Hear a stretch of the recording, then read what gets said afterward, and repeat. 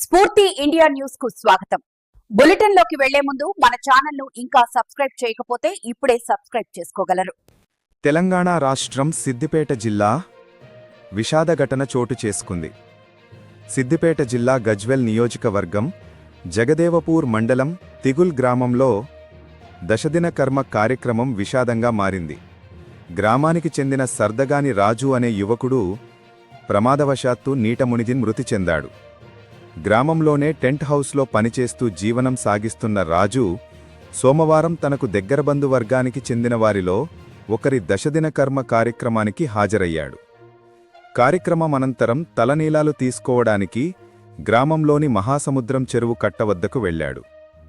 తలనీలాలు తీసిన అనంతరం స్నానం కోసం చెరువులోకి దిగిన రాజు జారి ప్రమాదవశాత్తు నీటిలో మునిగిపోయాడు.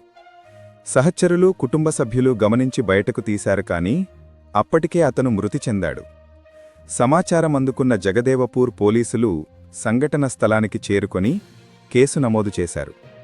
మృతదేహాన్ని గజ్వెల్ ప్రభుత్వ ఆసుపత్రికి తరలించి పోస్టుమార్టం నిర్వహించారు.